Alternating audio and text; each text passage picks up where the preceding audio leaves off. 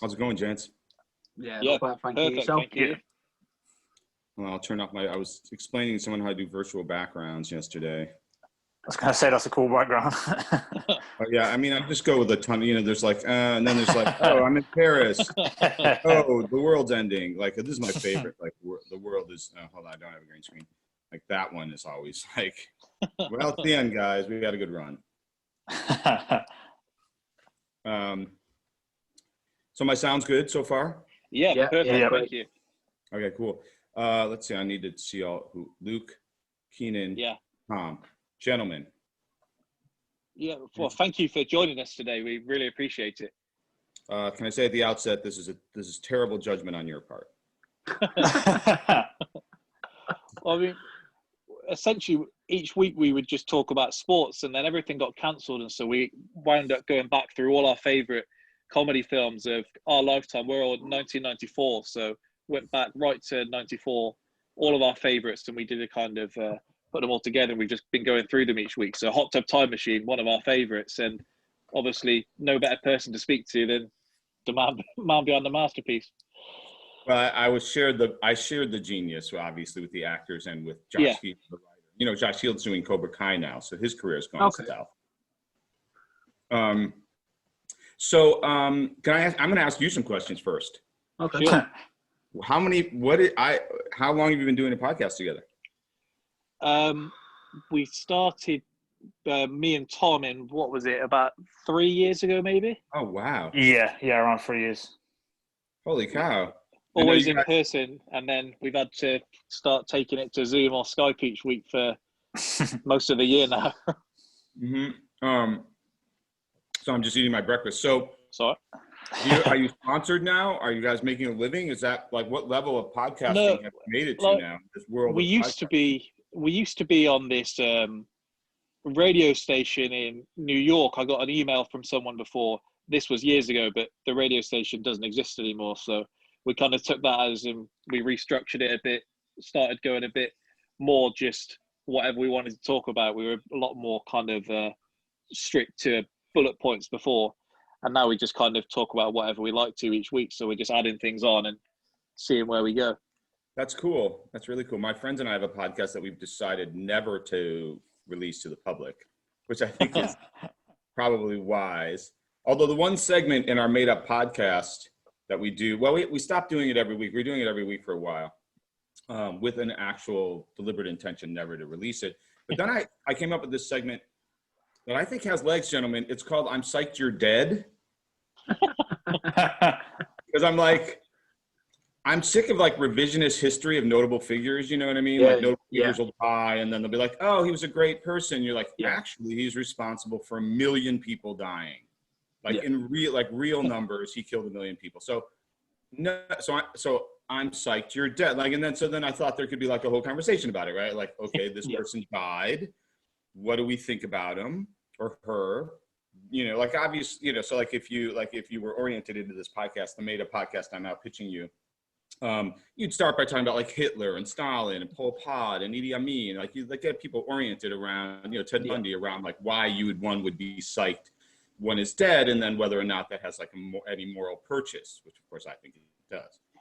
And then that's it. So yeah, that's the one I think has legs, but I haven't done it yet. So we did the South Park movie, I think, a fortnight ago, and obviously you got Saddam Hussein in there as one of the main characters. So transitions quite nicely. You could do the same thing with them. You could have a bracket of the worst serial killers and just work your way through it. Right. See who the ultimate one was. Right. And then there could be like moments where like there's someone who you're really happy is dead, but not necessarily psyched. Like if psyched is a kind of branded level. a borderline happy. You're just about happy. Borderline happy. You could be bemused at their passing, but because you'd have to reserve I'm psyched for the real special ones. Yeah.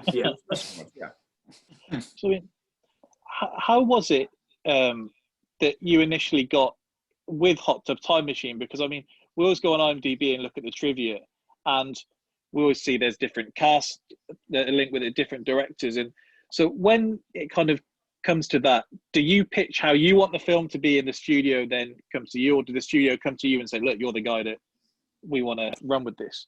Yeah, so every movie's different, like there are movies that I've, taken from scratch, that I've created from scratch and got all the way through the process to the making of the movie. So it's all kind of been driven from, from my, office all the way through to making of a movie. And then there's movies that come to me. And in this case, Hot Tub came to me because CUSACK, who I obviously had worked with a number of times, and we started he really helped me start my entire career basically in the 90s. And he had signed up to do he signed up to do the movie with the studio, and then the studio were looking for directors. There are actually some other directors. Johnny didn't pick me first, let's be clear. That's actually not true. I think what happened was there were directors attached to the project even before John, and then John became attached, and then those directors dropped out. They're good guys, John and shit. Now I feel like an asshole not knowing their names. They did they're great, successful directors. They did Daddy's Home and a bunch of other stuff. Okay. Those two partners, those guys are great and super talented. They were attached to direct the movie first, and then for some reason they dropped out. I think they had some other movie to do. And so then Mary Parent, who was the head of the studio at the time, MGM, and John Johnny got me approved through Mary to join the movie. So he called me and asked me if I wanted to do it, and I read it, and it was bonkers, and I was like, absolutely. Who doesn't want to do a movie called Hot Tub Time? That is my question. Yeah, like what fool has passed before you got to me? Well, we were looking through, and the humor kind of fits squarely in the bracket of when you look at everything it says, like gross out comedy or teen comedy or that kind of thing.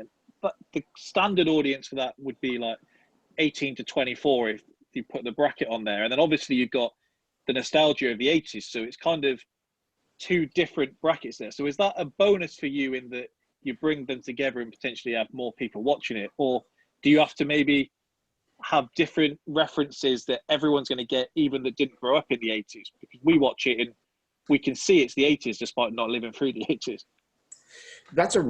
I'll try and unpack all those. That's a really good set of questions. Well, first of all, I actually don't know how to, I never thought of the movie in terms of who the audience was, frankly. Yeah. It was hard, certainly in terms of like specific demographics. Like we know men are going to like it more than women, right? But Johnny, had had a huge female audience. And so, when you start getting into like the demographics of it, you can kind of create certain theories that would maybe, then allow you to say, okay, here potentially would be the people who would like this movie, but I'm not really good at that. So when I was looking at the movie, obviously there were a couple of things that kind of were apparent right away. And one is that it's a do-over movie, right? So it's a midlife crisis movie with a hot tub, with like a sci-fi high concept, right?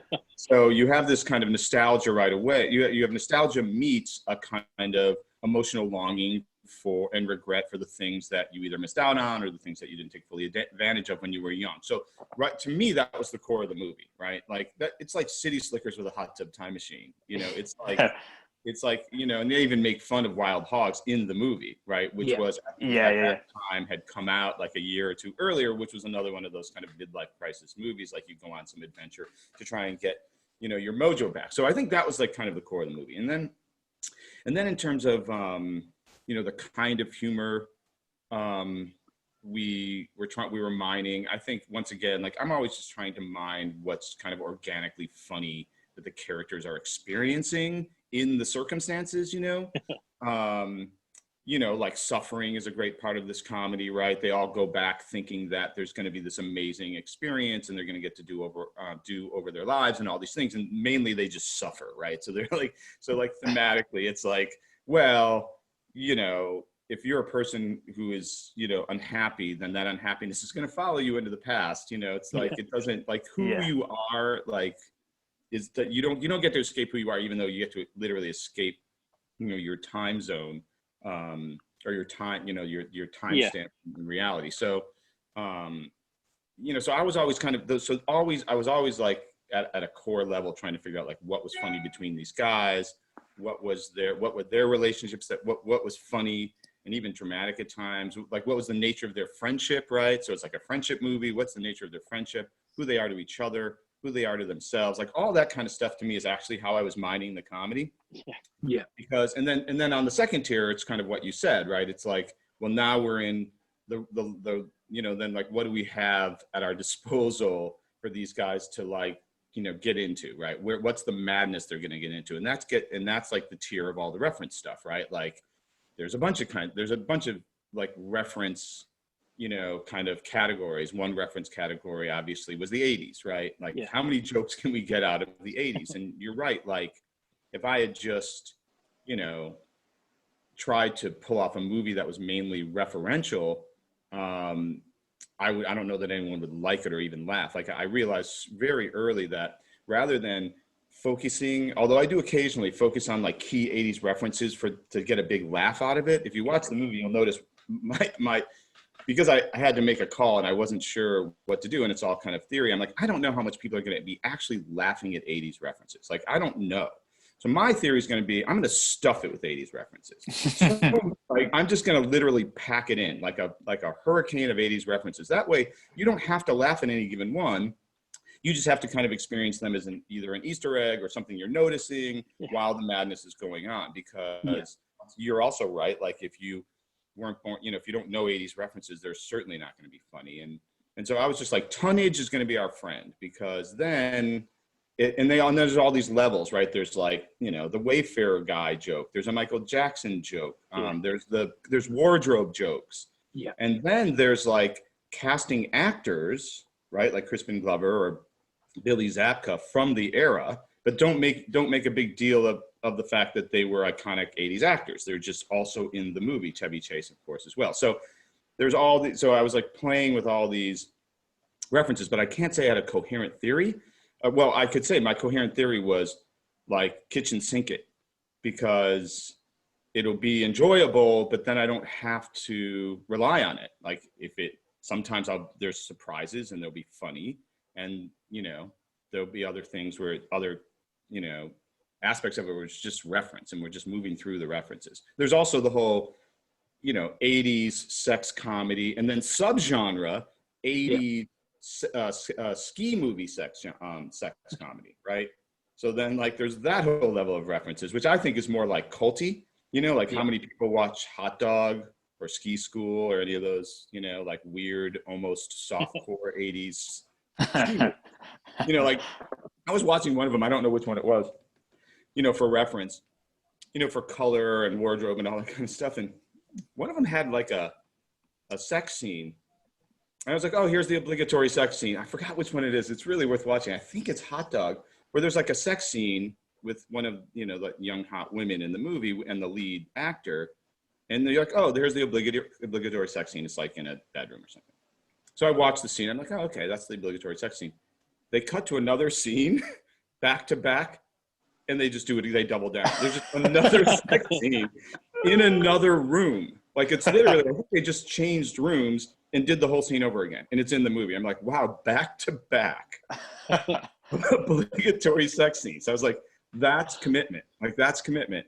I thought that was super funny. And that also then made it like, in a way, made me, even more okay with the kind of explicit sexual comedy that we do, because ours is super absurd, but it is absolutely referencing the even more absurd level that that was being, that took place in all those other movies, like crazy level. I was like, oh, okay, that's totally insane. We need to, and it's very subtle satire, obviously, because unless you actually know those movies, and you don't know what we're doing in that movie. So in our versions of, with Craig Robinson, Rob Corddry, and Clark Duke, they've all kind of been roles that you remember from other films. Like Clark Duke, we were big fans of Sex Drive. Craig Robinson in like Pineapple Express. And sorry to interrupt you. The directors of Sex Drive were the directors of Hot Tub. Oh, okay. Oh, those guys. So Sean Anders and Anders and Morris. Sean, the other guy. Sean Anders and John Morris. John Morris. Thank you. We've done it. Sorry to interrupt. Continue. No, I was going to say that without being the starring role, they're all like memorable roles from other films. And so with those three together, obviously John Cusack's far more recognizable. That they all got to play great roles in this film without feeling like one was outshining the other. And so it worked very well with having kind of a main cast of the four of them, that they're all used to being that kind of role, but also standing out still. There was no kind of overshadowing each other there.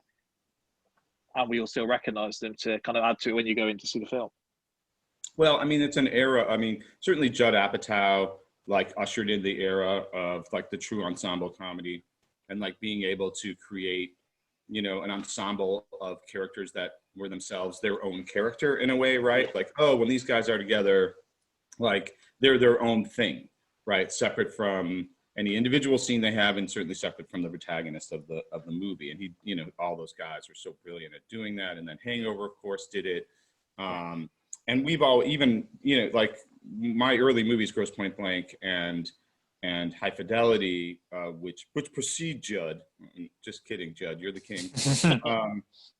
Those were ensemble in the same way, right? Like, people love Jack Black and High Fidelity, and of course I do too. It's like a tour de force performance, but it is worth pointing out that unless you had Todd Loiseau, like being this kind of yin to Jack Black's yang, I'm not sure how funny it would be. Like it was John and Todd's ability to endure Jack's madness with a certain kind of, you know, style, you know, for lack of a better word. Like they had a certain, like, you know, ability to deal with the madness of Jack and contain it in a way that the audience certainly couldn't. But here are people in the frames being able to like somehow like, you know, use their own version of jujitsu on Jack.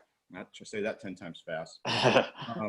And so like we could see how that makes for ensemble comedy when you have these forces, these dynamic forces of people who all have their own, you know, they have their own kind of swerve and their own agency. They have their own like they have their own point of view on the world, which is a kind of counterweight to the others. So I was always I'm still interested in that. I just love that. Like getting a bunch of actors together and letting them go and seeing how they become this kind of like force to be reckoned with as a friendship group is just, I mean, that kind of stuff just makes me really happy.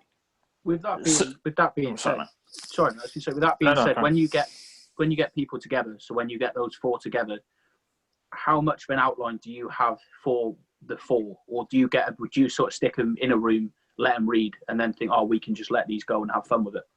Yeah, kind of the latter. I mean, all the great, you know, like obviously Craig and Rob, you know, like Craig is a kind of like, he's almost like this kind of deadpan assassin. Like he waits. He's not, you know, like Rob Corddry jumps into the fray. He's like, I'm taking over this whole bit, right? I'm jumping into this comedy bit and I'm going to take it over. But Craig lies in wait, you know, in a way. Like, and so then, and he will lay you out. Like he has knockout. He's a knockout punch guy. And so he has his own power because he doesn't have to like be jumping in all the time. But he has this, but you know, you have to, you know, he has that same, but his presence is so powerful and funny. And he's always so present in the scene that at any moment he can just take over everything that's happening. And then you have, you know, so you have Rob being this like Tasmanian devil, which is brilliant. And then you had Clark's kind of like slow hand, you know, Southern deadpan. And then you had Johnny's kind of like darkly humorous view of the world. Like John always had this great ability, and does have this great ability to view the world through this darkly humorous lens. So he kind of considers everything that's going on as absurd. So that allows him to kind of participate in the way he wants to participate. So, yeah, I mean, and what I was going to say is that all great actors and all great improvisers know, which is one of those things that like is constantly talked about on podcasts and in movies and in reviews, like, oh, they improv the movie. Like I don't know if the word fallacy is correct, but it's not correct. Like what happens is really great improvisers improvise from their character in the context of the story. And so they make it look really easy, but they're not just, you know, and there are stuff that's on the cutting room floor where they're just like, my favorite color is orange, you know, like where it becomes such a non sequitur that it just kind of goes off the rails. But you have to be careful because those non sequiturs can come back around and get you know, those guys, like something that might appear to be a non sequitur, you don't want to just cut it off because it could come back around and turn out to be a setup for an amazing payoff. But most of the stuff that goes on with great improvisers, with great actors like that, is they're like where they are in the story, what their emotional point of view is, and what's going to drive the scene. Like they're all totally aware of it. So it's not like we're like, go ahead, guys, be funny. Like that's nonsense, and it's just not a thing that really happens. And I don't, so I'm obviously sensitive to that critique because I read it a lot. Like, oh, they improv the movie as if by improvising the movie, there's a kind of frivolousness that undermines the movie in some way. Oh, see, they just improvised it, so it's not, you know, therefore it's less than in some particular way. When it's really the opposite, right? Like comedy is spontaneous. All the great comic actors, going back to Charlie Chaplin, had the ability to get in front of the lens and make something happen. Something surprising happen, something funny, something sad, something ridiculous. Like that's part of making a comedy. And so that's why I think this notion of the improv as an imposition that somehow makes the whole enterprise less than, you know, obviously I would just reject that notion out of hand, and it you know, it's a little irritating to have to hear it over and over again. And it's not that you're suggesting it, it's just that like the topic comes up, and this is kind of my explanation. Like a great example, by the way, is in the movie. They're playing quarters and it's super boring, and it's just before the hot tub. They realize their life's going to suck, their weekend's going to suck because the hotel blows. It's not like it's, you know, it's a rundown place and its glory days have long since passed. And there's just this one little line where after the quarters game, Rob gets up and he says something like, "I'm going to the bathroom. Like, when I come back, you better think of something fun." Or before he says that, he says, "I'm going to the bathroom. Who knows what could happen in there? Who knows what could happen?" Which is basically, he's implying he might kill himself in the bathroom. Yeah. Right? He's like, who knows what could happen in there? Who knows? You better think of something fun. So he's basically threatening his friends that if they don't come up with something fun, I mean, they can't get escorts. And Rob's super mad about the whole escort thing. Yeah. That he's going to kill himself. And I don't know that it ever got a big laugh in the theater, but it was just like, that's a perfect example of someone who's in his character. And then, of course, he's not doing that, and then he stops and the hot tub opens and like, oh my God, you know, so he's like, he was improvising from a place of a guy who was super frustrated with his life. He was on the verge of, you know, at the end, he says it wasn't an accident, right? He tried to kill himself. So he's laying that in there in this really funny line that I don't think anyone noticed. Like, I don't think it got some big laugh, right? It wasn't like a ha-ha line, but it's like, it's very subtle. Yeah, it's subtle, and it's indicative of like where his headspace was at as his character. And it's just a great example of like, and that happened over and over and over again. Like the other great one in the movie was the asshole handbook. It was like, you know, where they're arguing about the asshole handbook, right? And it's like, where's it saying the asshole handbook, you can fuck over your friends? And then Johnny being, because he has, again, a darkly humorous, like, because his point of attack is like absurdist, right? His go-to joke was, well, I mean, actually, if you have that would be like fucking over your friends would actually be like the number one thing in the asshole handbook. I mean, I'm just that's what it's like. No, fuck you, that's not true. So it's like, you don't. That's not random. Like, it's because John's point of view in any given context on something that's happening around him led to that whole concept of like led to the whole like subversion of the idea of the asshole handbook in the middle of a fight about friendship, right? They're fighting about their friendship, right? And then and it's intense, and they're like, "Fuck you! You fucked me over. You're not my friend. No, you're not my friend. This whole enterprise is bullshit. We should have never come here." And then, you know, the joke comes out, and then Johnny like has to point out. So then just to go around the bases one more time on this, then there's agreement, right? Because now they're arguing about the nature of the concept of the asshole handbook. And you can see they're really good friends. Because like, oh yeah, you know what? You're right. You know that you're right about that. You're right about the thing about the because I take that, that's on me. And so you see this kind of agreement, which, you know, speaks to like a deep friendship before, of course, they split up and, you know, things go bad and the plot takes them away. So it's like, once again, it's those kinds of things that you see that was totally improvised, but was within the context of the important point of the scene, which is that it's a moment where their friendship is challenged. It is hilarious as well. In the middle of obviously a heated argument, they do still have to clarify. No, you were right, actually. Right, like and it was actually twice as long, obviously. Like it just it was very hard to cut that to the like when we did previews, I would cut it as long as possible, and just so that I would just waited till the laughs to end, and then like I just had to find where the audience was tired of the joke so that I could move on. Yeah. But I kept it as long as possible. Like I was like, I'm gonna just keep going till like just the last like. See how long we can go. Yeah. Like it's so funny. I'm just gonna ask the audience to indulge while I keep this bit going. You mentioned Clark Duke's character there. His character kind of adds another layer to the film. A lot of movies would have kind of just left it as a buddy comedy with the three older guys kind of going back. Was his character always going to be central to the movie?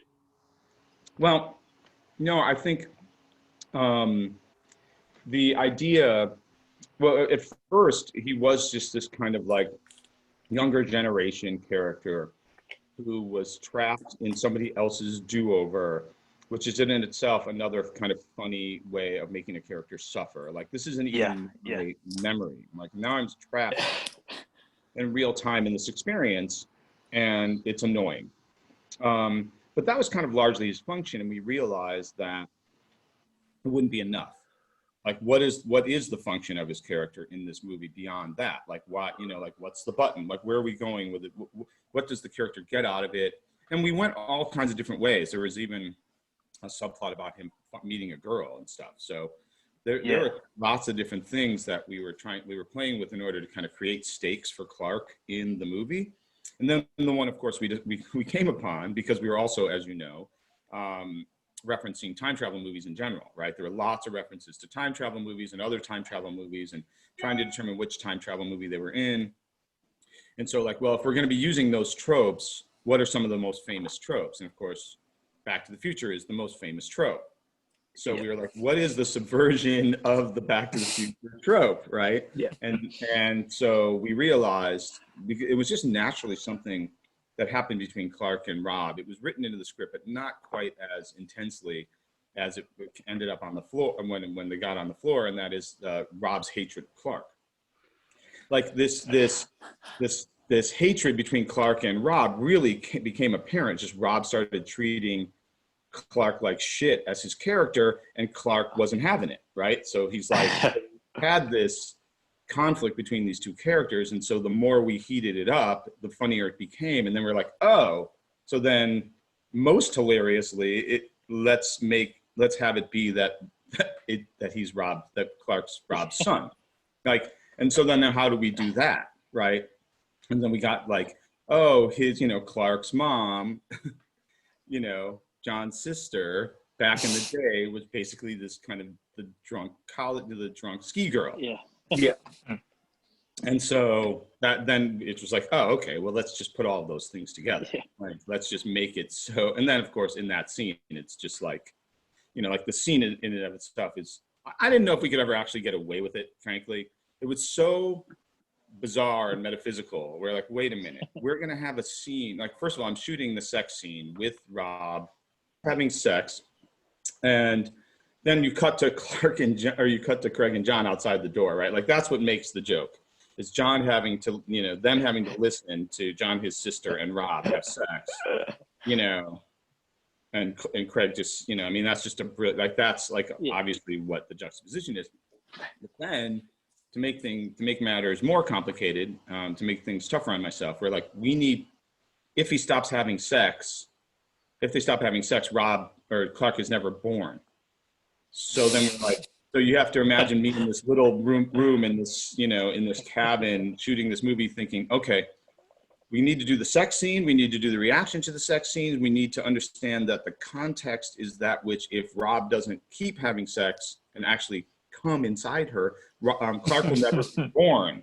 So he has to finish, which makes the whole experience just all the more awful. And then I have to do a visual effect.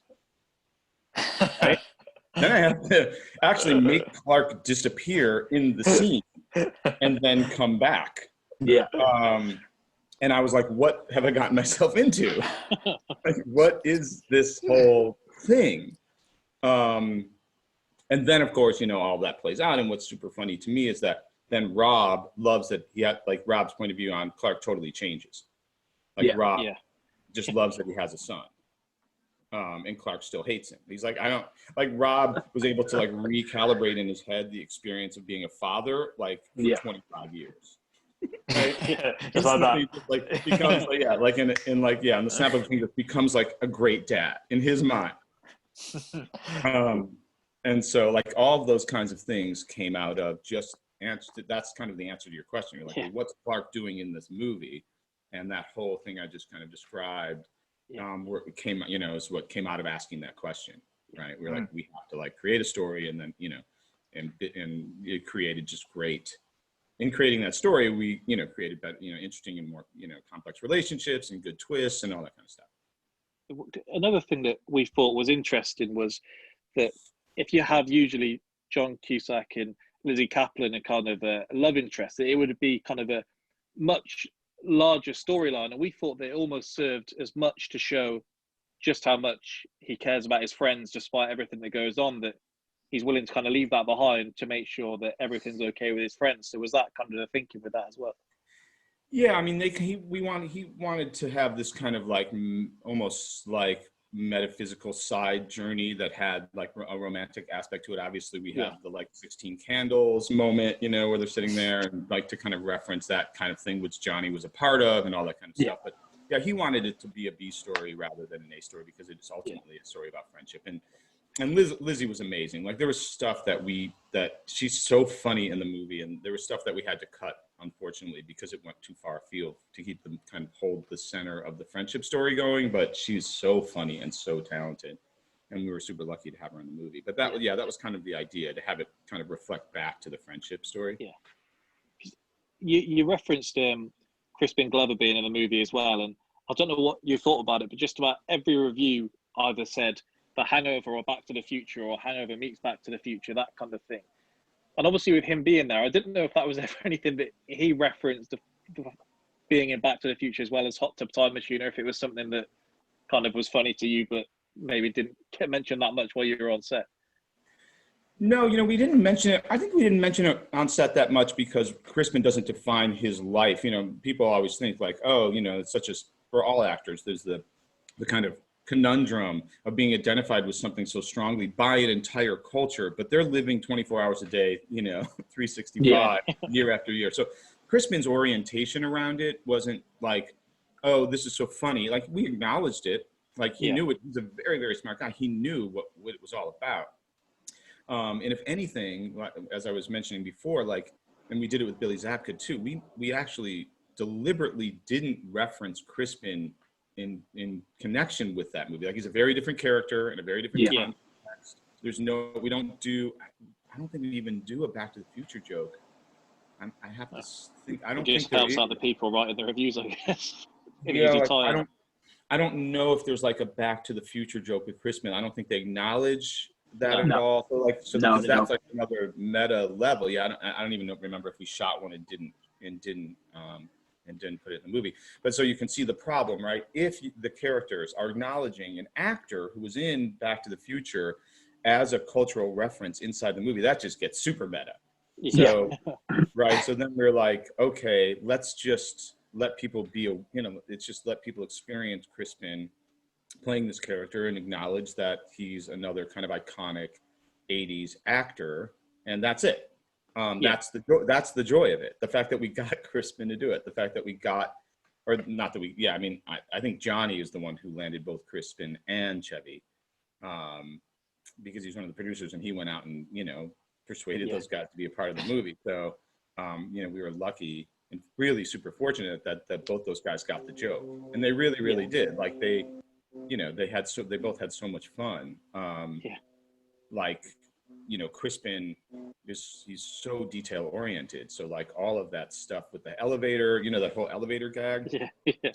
Like, we practiced that in his, like, we went into his trailer and we, like, set up a little thing with tape, and, like, he wanted to rehearse pretty much every aspect of that before we built the machine, so that the crazy engineering we had to do on the day. Obviously, we built this elevator that could move and stop within a quarter within a millimeter, because he was in a, this box, right, that was moving up and down on a stage with a giant, like hydraulic piston or something, and pulleys. There was a whole thing, right? So it was like, had to be incredibly safe. So not only that could have been quite a story. Yeah, right. So it had to be like, so it had to be incredibly safe, but then also in its safe, we also had to make sure the gag would work. So it had to be safe and work as a gag. So we worked very closely with Crispin about like how he was going to actually do it, like how he was going to sell it as the actor. And then, and so he drove the engineering of the set piece, because once I saw how he, was going to play it, then we're like, oh, okay, we have to build this elevator around how he's going to play it in order to make it all work. So he was very into that. And that's the same with the chainsaw gag. Like he was super into the gags. Like the funniest thing he said to me, it's not exactly funny, but it was just so correct. When he gets his arm cut off, finally by the plow, first take, he doesn't scream at all. Like he doesn't like scream. And I went over to him, like, don't you think if you got cut, by your arm, wouldn't you like have some? And he said to me, he's like, no, I don't think so. I mean, he's like, I would be so stunned. He's like, I would be so absolutely like in shock that, and which it was just funny because it's so Saving Private Ryan. That shot where the guy's running with his arm. He's like, not only that's how I think I should play it, so that it's not suddenly becomes like a screaming blood gag, but then secondly, it's going to be funnier. And it was, and like when you're working with an actor who's that good and that thoughtful and that smart, it's just like, oh yes, that's right. That's exactly right.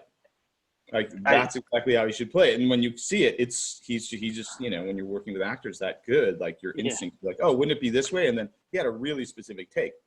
He could have said to me, when I went up to him, he's like, oh yeah, I should probably scream. And that would have been that, right? Like he's like, oh yeah, I should probably scream if I'm da-da-da-da. But it's like, he had thought about it, right? He not only thought about it in the context of his character, but he thought about it in the context of what he thought would be funniest. And I'm looking at it, I'm looking at the frame, and I'm like, oh yeah, that you're absolutely 100% right. So he was really, really good, in addition to being Crispin Glover in general and being awesome. He was just really, really good at understanding how to play inside huge set pieces that were totally absurd. Right? Like completely bonkers. And he just always had a really thoughtful point of view on it. And one that worked, obviously.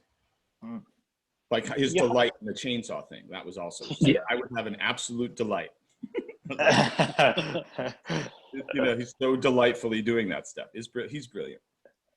You had 5 years between first one coming out and then the sequel. Was that, did it pick up on the DVD release, or was it just in terms of getting everything set up and done, or was the intention to leave such a gap? Or I mean, it certainly there were no intention.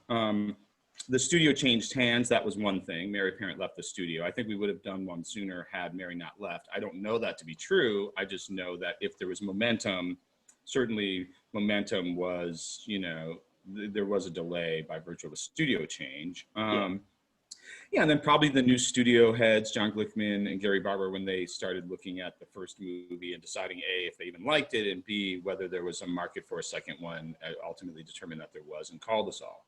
So, I think that's kind of how it happened.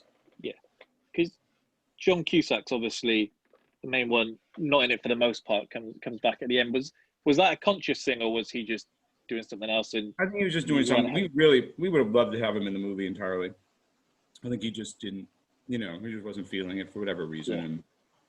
And so we went off to make the movie. And, I have to say, like, I love Hot Tub 2 in its own way. I don't love it as much as the first one, obviously. We all love it as well, the second one, just as much. Yeah. So it'd be interesting to talk about if you actually like it. A lot of people didn't. Like the thing about it, which is a really good lesson in comedy for me, and this is just my analysis of it. My analysis could be wrong. It's just having experience making it and watching them. I actually think that Hot Tub 2 is pound for pound funnier than Hot Tub 1. Just in terms of pure lunacy and insanity, and like the actual jokes coming at you and like the things that are happening. I think it's just a funnier movie. Like, because we had all the ideas for what made it funny already locked in. So like they could be so much funnier all the time. So there's like 10 times the bits in Hot Tub 2 than there's in Hot Tub 1. Yeah. It's straight in with like Lou getting killed as well, isn't it? It's straight down to business. And so, like you said, the gags straight in.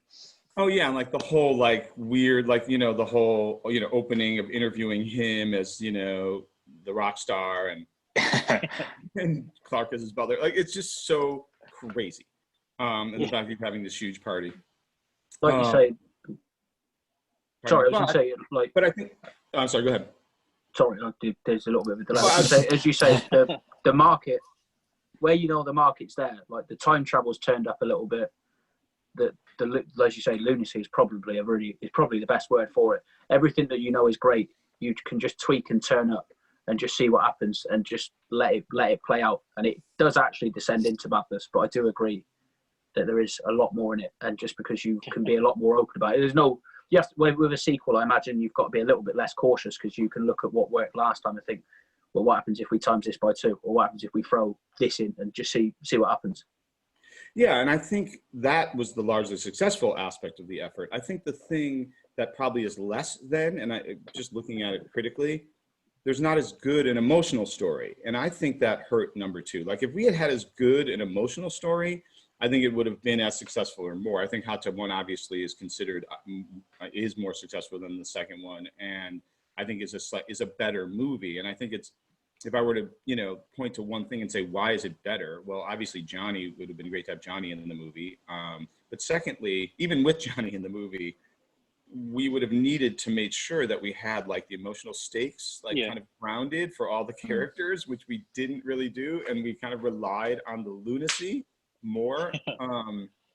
You know, like from a pure time travel plot point of view, it was super funny that he's killed by this tuxedo wearing stranger. And then it turns out that, like, you know, Rob having sex with Adam Scott's fiance is what made Adam Scott furious enough to go back in time to kill Rob to keep him from having sex with him.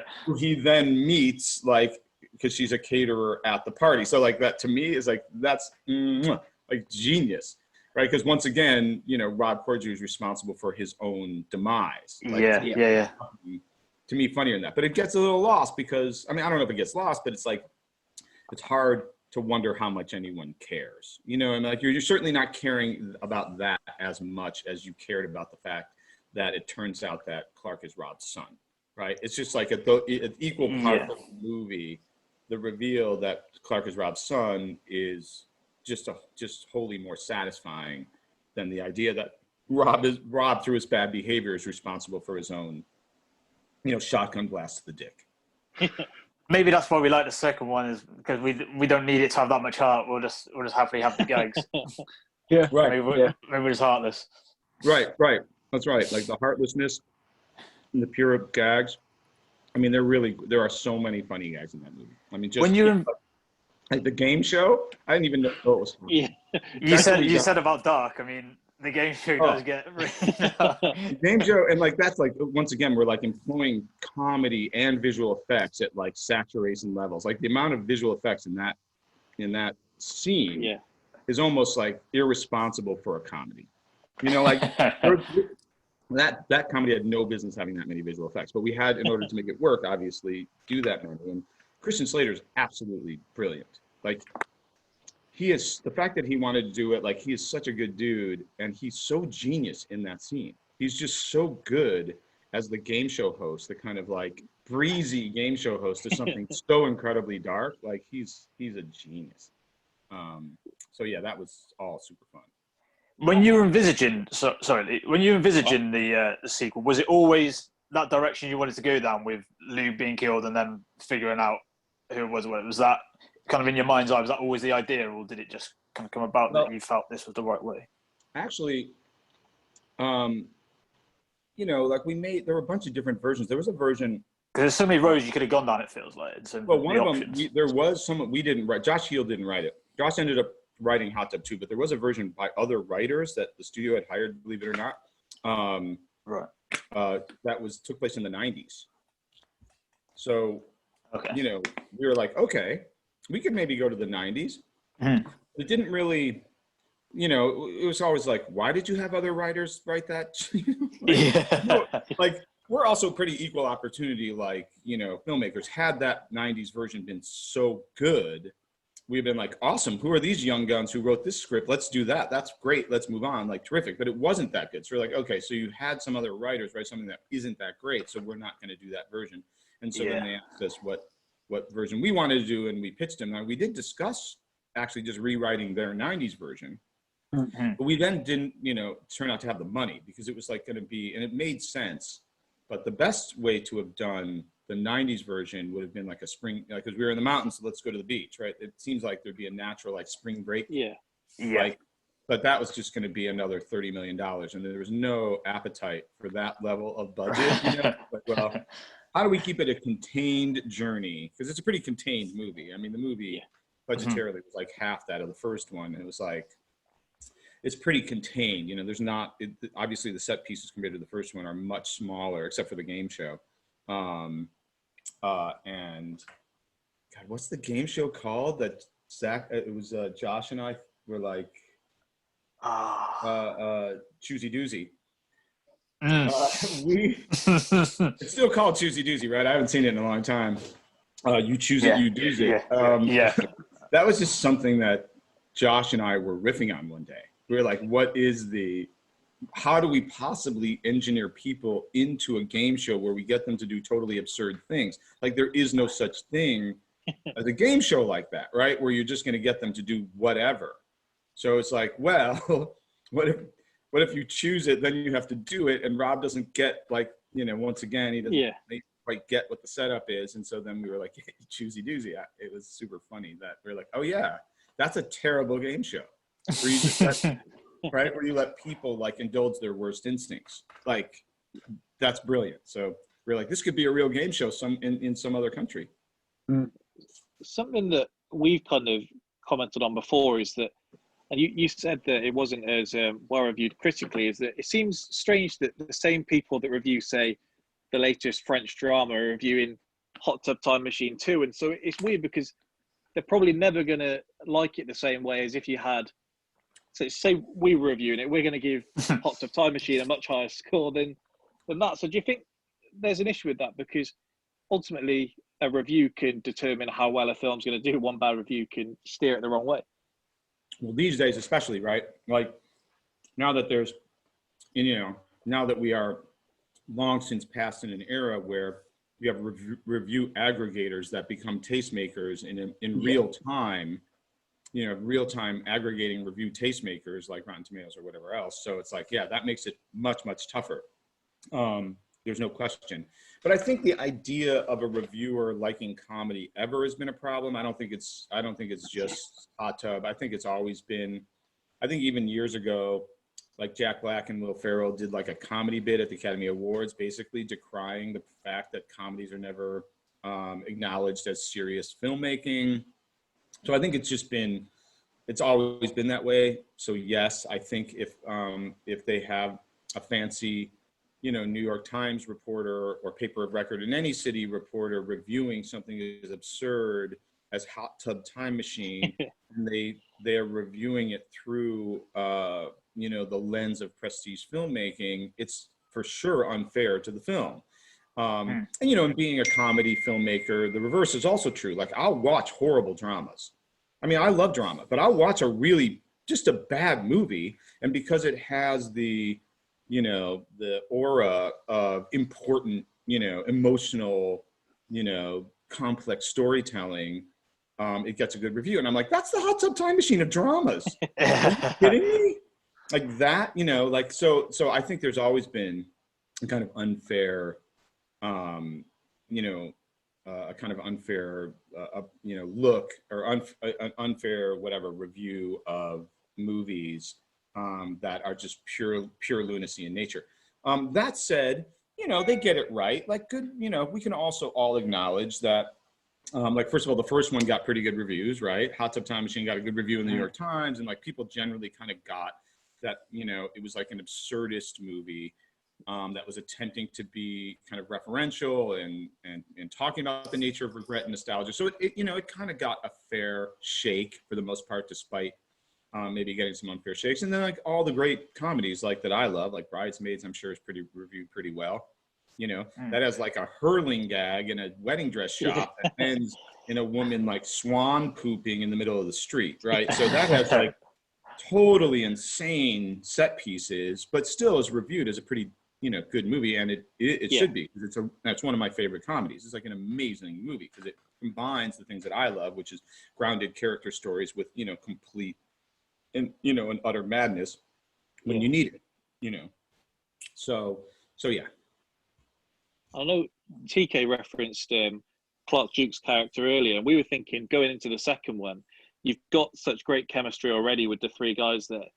Was it difficult or to cast someone like Adam Scott that is going to slot straight in and not detract from that and work just as well with the three guys that you already have there?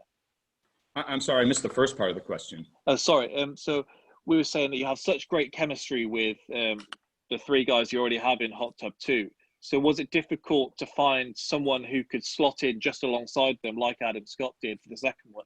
Well, I wouldn't say it was difficult only because we started thinking about who it could be even before we wrote the character. So we were like, who could it be and who does everyone love? Like, and Adam had worked with everyone in our cast, and I knew him a little bit, but not very well.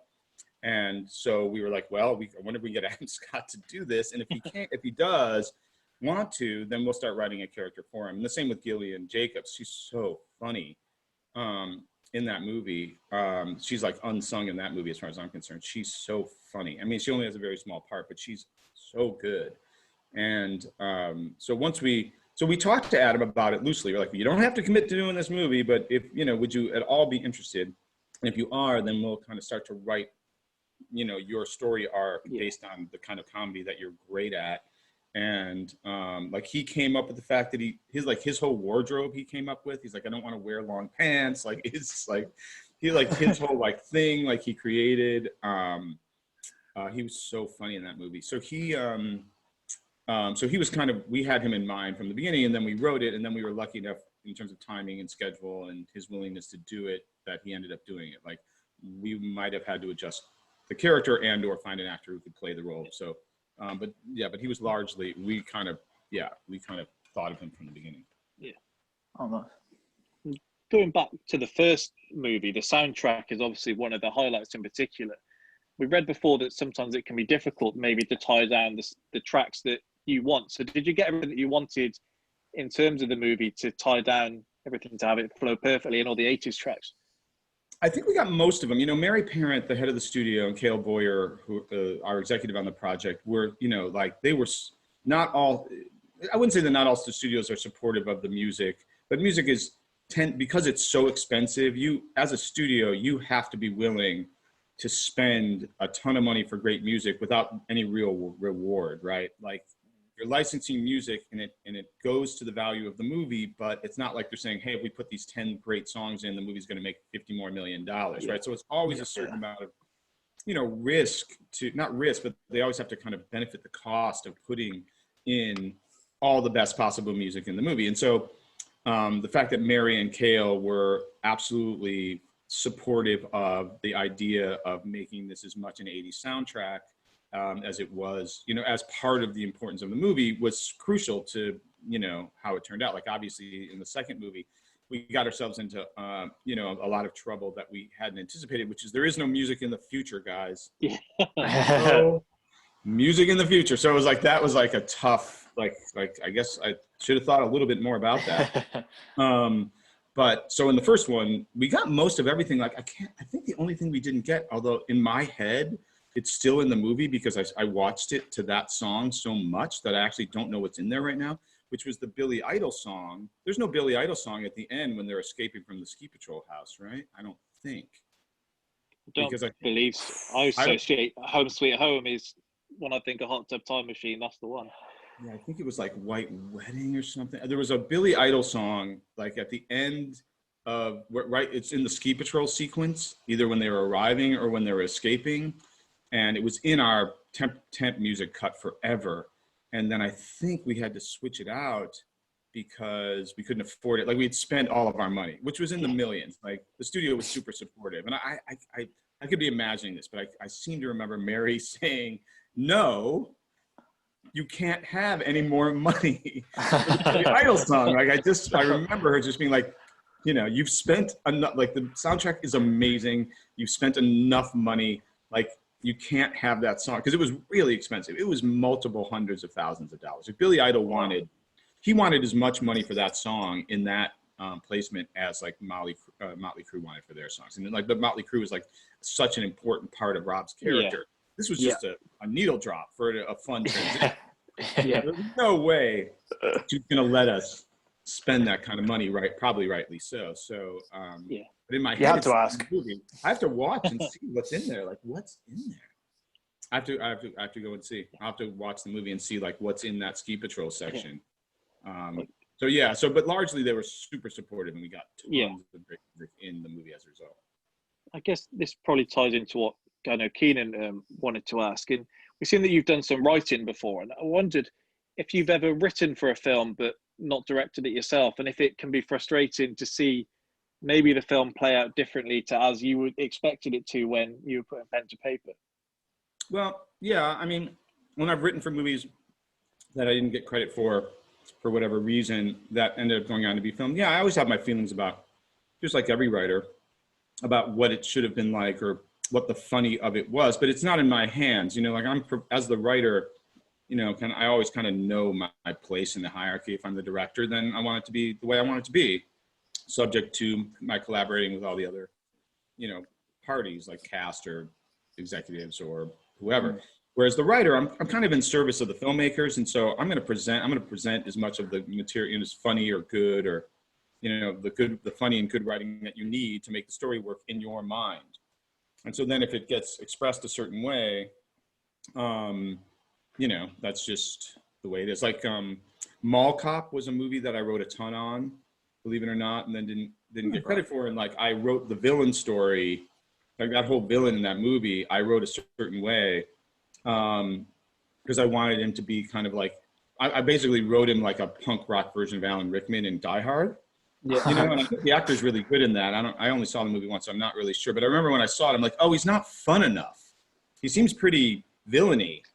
Like, to me, he should have not been villainy at all. He should have been like, you know, kind of like this super fun skate punk who was still very lethal because he's robbing a bank or whatever. Like, so his lethalness will be kind of funnier or more interesting and better if he's not kind of overtly like, you know, mustache twirling.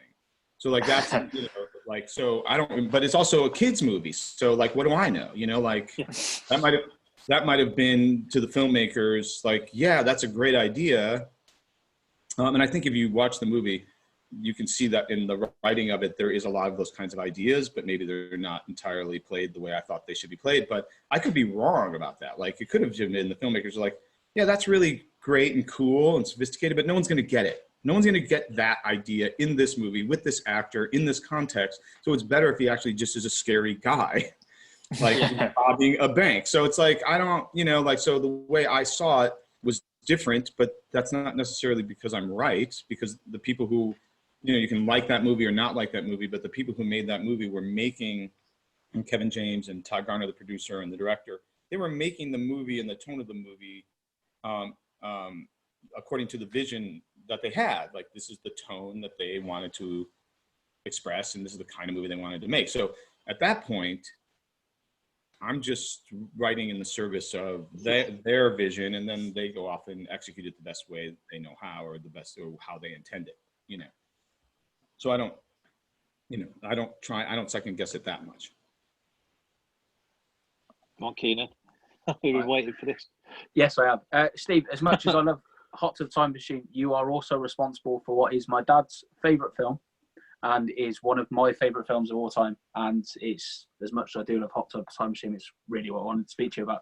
You wrote Grosse Pointe Blank. Mm-hmm. And it is genuinely, and I don't mean to exaggerate because I'm speaking to you, it is one of my favourite films of all time. It is probably my fourth favorite film ever. I think it's fantastic. He has said this prior as well. We can send you the screenshots of our group chat of me expressing my absolute love for this film. Why? Yeah, why? Like, I appreciate that. I love the movie as well. I don't know if it's in my top 5, but I certainly love it. I can tell you right now, I fucking love that film. It's right from the opening from John Cusack to the opening with the failed assassination attempt to the crash to Dan Aykroyd popping out. The way he pops out of the shadows kills me every time. I think Joan Cusack, who I actually think is great in everything I see, I think she's fantastic as the assistant. Dan Aykroyd is another one of those actors, like with Chevy Chase in Hot Tub Time Machine. It's great to have almost a throwback, and Dan Aykroyd is great in it. Minnie Driver, you don't see a lot of. I think she's great. The music's fantastic, and I think if you're responsible for the music in the two films, which I sort of have to, the commonality between the films that I've seen of yours is always you. So Hi-Fi and American Sweethearts, the music's fantastic in all four of them. You even got Joe Strummer, who is the lead singer of my second favorite band ever to do the music for the film. Oh, Joe, you're talking. Yeah, you got Joe Strummer to do the music for the film.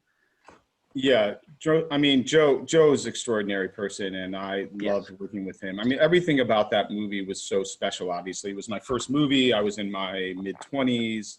I didn't know any better, so there's always an advantage to not knowing any better, because we all were working hard to get what we wanted, no matter what. And there's like the studio and the director. I wasn't the director; I was just producer and writer, and so you would have clashes with the director and with the studio, but I was unaware that those clashes meant something, politically and socially. Like I think I probably would have been more politically astute or less maybe rude at times.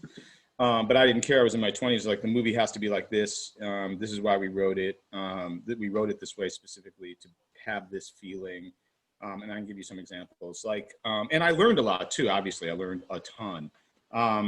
So like at that time, before we got going with making the movie, or even writing the movie, Johnny, I'd read a lot of scripts for Johnny, and I started working with him. We had a theater company together, and it was at that time in the early 90s where people wanted to put a gun in his hand. He was getting a lot of cop movies, a lot of spy movies, and he asked me what I thought of that, or I don't know if he asked me, but we were having a conversation about it at some point because we hung out every day. And I was like, if we're going to put a gun in your hand, I don't even know if I put it that way. I was like, if there's going to be a gun in your hand in a movie, there should be a gun in your hand ironically. Like, we don't, like the whole idea of heroism in American culture at this time is something that we're not necessarily all for. Like, what are the complexities of taking another person's life in a way that affects the person who's the murderer, and like, what does it say about the killer, and what's it say about American culture and all that stuff. So we were like super young and super involved in all these ideas. So when the idea of a killer goes back to his high school reunion came up, we were like, well, this is perfect, because we have this guy who's totally detached from his emotional life, who is now being asked to go to be kind of thrust back into the center of what his young emotional life was. And yet he doesn't see the problem with, assassinating as a kind of lifestyle, which was a kind of fun idea. Like, the other kind of deeply thematic idea that we were working with that's not in the movie, or doesn't really play in any kind of real way in the movie, is the idea that, like, if the most successful person in America is an assassin, like, you make your own hours, you make tons of money, you wear nice clothes, you get to travel, you're like, what is like a kind of prototype American success story? And we're like, well, it's a Wall Street guy who murders people for money. Like, it just seemed like that archetype is the same. It's the same thing, right? Wealth, freedom, power. Like, that's a kind of American value for success, or American portrait of success, right? So what's an American portrait of success? We're like, well, that's super funny to us, right? That being an assassin is actually a kind of like, portrait of American success. So let's make him a portrait of American success. So it was like, that was kind of operating in the background. And the fact that he's going back to his high school reunion, right? Everybody wants to be successful when they go back to their high school reunion. They want to they were a success story. So we had him come back as this success story, albeit one that's, totally corrupted morally. Right? Like, it's like totally like this problem of job choice. So we were so all these kinds of things went into the to the kind of writing of the story. And then when Dan Aykroyd came along, like, one of the things I would say, the principal lesson I learned, this is the principal lesson I learned, and I might have this wrong because it's been so long, but this is what I remember. we weren't thrilled about Dan Aykroyd being in the movie. Like, he had done Blues Brothers and Trading Places. He was like one of the funniest and best American comedians in the history of comedy. But it was early 90s, and we're like, we're cool, and he's not anymore. And he did some bad movies, and we don't even care. And no, right? And I don't know if it was engineered this way, or I probably was, because people are so much fucking smarter than me around me. But and I'm sure I was pretty vocal about, like, no to Dan Aykroyd, no, being like just a little, bitch. And and they said, well, Dan wants to meet with you. And I was like, what? Like, Dan Aykroyd wants to meet with you and tell you why, his vision for the character. Wow.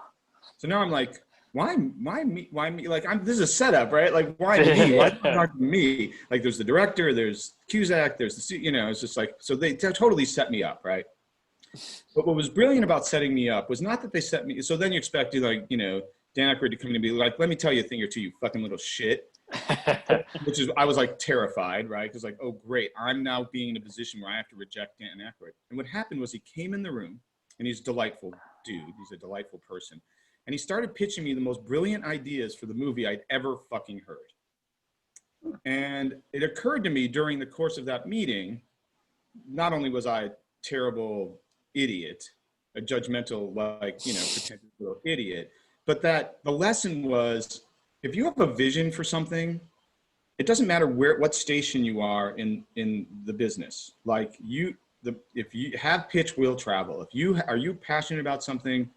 It doesn't matter whether people like you or don't like you or think of you as X or Y. It's like, if you have a passion for it, you should go for it. It's because here's Dan Aykroyd, who taught me that lesson. He doesn't have to meet with me. They paid him, 7 figures to do our movie, right? For like a couple of weeks work, right? So he doesn't have to do our movie. He doesn't have to fucking come and pitch some bullshit first-time writer, right? None of that setup really should have taken place, except for Dan, who was passionate about the idea and didn't give a fuck who he was pitching to. He wanted to express his ideas for the movie. And he comes in, and every idea in the movie is his. He comes in, he starts saying, he says, I want to wear like a Mao jacket, right? I'm like, okay, that's brilliant. Why do you want to? It's like, because like, he's like, because it's international and it's weird, and it's like, I want to be that's how I kind of want my costume. But I want to do like a military shaved cut. He's like, so I'm going to be like this weird like, post-Vietnam military hard case, but with this like weird, like fashion sense. And I'm like, okay. And then he says, and I don't want to have a bunch of big guns. He goes, I like the big nickel plated, revolvers for the doorman, because that works. Yeah. But he's like, for that hit, that's a very specific hit. But he's like, but generally, like, my weapon of choice, my style will be to have a bunch of little 22s, because like, I don't want to reload. Like, I'm a guy who doesn't want to reload, right? And even semi-automatics at 15, 16, you're going to have to reload. It's like, I want to have like 8 22 caliber revolvers on me, right? So 6 times 8, he's got 48 rounds. 6 times 8 is 42, right? 42. What is 6 times 8? 48, you had it. 48, yeah. So it's like he has like almost 50 rounds on him at any given time. And so he's like, and after I finish firing them, I throw them away, right? And I'm like, oh, I see. I'm an idiot and you're a genius. Lesson learned. Like, that's the lesson. Like, don't ever judge anyone at any time just because you have a perception of what you think they are or you think they can do, because it's probably false. It is most assuredly false. And so that was just a huge lesson for me. And I walked out of there being like, God, I'm an asshole. And 2, we would be lucky to get Dan Aykroyd. Like, also putting the gun in the paper bag, that little shot where he's walking into the diner and he has a lunch bag. Like, again, like, genius, right? Because it's like, how would you, how do you carry a gun somewhere? Like, in this not, like, even if you got frisked, like, maybe I guess they look in the bag, but it's like the most unassuming little move ever. So yeah, it was a great lesson for me about like how you operate in Hollywood, and it, you can see how good he is in the movie. He is fantastic. He is brilliant. The other question is, and I don't know if this is ever something that was brought to your attention, but when you look at the film now online, there's the unofficial sequel whereby John and Joan Cusack reprise their roles. He's an assassin, she's his assistant. Did anyone ever approach you about making a second, or was it just let John Cusack's character ride off into the sunset? I mean, we talked about it for years. I think it wasn't. There was many different forces. You know, like one of the forces. Well, force number one, Joe Roth, who was the producer of the movie, became the chairman of Disney, and he gave us High Fidelity to make. So we went from Blank to working on High Fidelity. So we knew that was going to be our next movie, no matter what. Yeah. Then now you have a couple of years passing, and it's just a question of like, will the studio make a sequel? Time started to change. It was successful, but I think it grew it grew way more successful. Like, I don't even know how well it did in its initial box office run. It just became so much more successful after that. Yeah. I think its growing popularity over time was great. But I think the studio was kind of like, do we make another dark comedy like that? Like, and I think it was almost like we got away with it. Like, I'm so happy for Barry right now, because it's like for years I tried to get, and I know a lot of people tried to get like an assassin comedy on television, like a la Grosse Pointe Blank, and everyone would be like, well, no one's gonna, went back to the same problem that we had when we had John, which was even when we had John and we were trying to make the movie, we were like, well, how are you gonna empathize with a killer in a comedy? Yeah. Like, that was always a thing. I was like, well, because we have John Cusack. What are you asking me? Like, John Cusack appears on the screen, and you have empathy for him because he evokes it. Like, his natural state is someone you want to root for. So that's why it works. Yes. Will it have worked with, Robert Davi? No, probably not. I don't know if you guys know who that actor is. He's like an old school villain, like 80s villain actor. You can look him up after this interview. But like, yeah, if you cast, a kind of villainous mug, then yes, the movie won't work. But it works because of John and where John came from. Like, Can Say Anything, like everything he carries with him into the film, people are going to be aware of.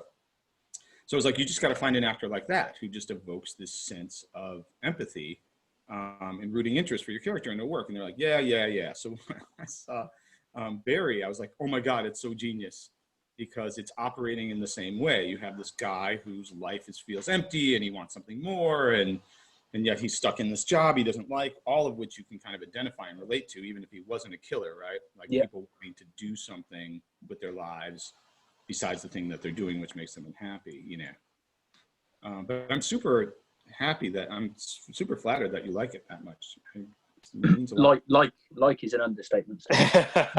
I'll be honest. It is very much an understatement. But no, thank you very much for speaking to me about it. And obviously about Hot Tub Time Machine. No, I love that movie. It was a super important part of my life. Got my career started. I still think there's room for a Netflix run on if you had a TV series, a Hot Tub Time Machine, going back to all sorts of places. That could be a smash. I think so too. I think MGM was trying to do it at one point. I'm not sure what happened to it or not. I think that it's probably deep in the works somewhere on some level of activity. Maybe not. Obviously, it would be fun to do a whole new cast with maybe all women, like see what like an all-female cast. We talked about that at one point, doing an all-female cast, like they discovered the hot tub. Because we set ourselves up in that, Rob Corddry has this crazy mansion. So we're like, well, what if someone bought that mansion and, all we need is someone else to discover the hot tub. Yeah. So like how it got there, we don't even know. I think in Hot Tub 2, he says he brought it there. I don't know. So it would be cool to see like the next iteration of that and like where people go. And then like with a new cast, because there are lots of stuff that we wanted to do that we left on the table, and like what would other people do with the journey if they had the chance and stuff like that. So yeah. Well, also, we didn't talk about Sebastian Stan as the ski patrol guy. Oh, yeah. One thing I'll say about Sebastian is, I cast him off a self-tape. Now there's a lot of people self-taping a lot because of Zoom and all that kind of stuff in the pandemic, but self-taping has become more, a kind of thing that actors do, a regular thing. But then he did this self-tape at his apartment in New York, I think, to play that part. And I cast him off the self-tape because his audition was him being the character in his life at his house. So he'd like go to the fridge, and then he like went and sat down and started watching TV. Like he wasn't doing the audition sides. I think he did some of the audition sides, but mainly he was just being the crazy ass ski patrol guy in like a day in the life of his crazy ass life. And he like had music, and he just kept the camera running, and it was genius. And I said to the casting director, I was like, book him. Like, I don't need to talk about it. I don't need to I don't need to know who he is. I don't need to meet him. I don't need to talk to him on the phone. Just send the tape to the studio and ask them, can we please cast him? And that was it. That's how we cast Sebastian. Oh, wow. He was so funny. And so we were lucky to get him. Like, a lot of great people came to do this movie. It was really cool. It's great for us to watch now. So, yeah, thank you. I mean, I hope you enjoy the rest of your day. I'll get this up as soon as possible. And, yeah, thank you again. Yeah, thanks, you guys. Thanks for your time. It was fun to Thanks a lot. Thanks, Cheers. Thank you. Right. Talk to you. Bye. Bye-bye.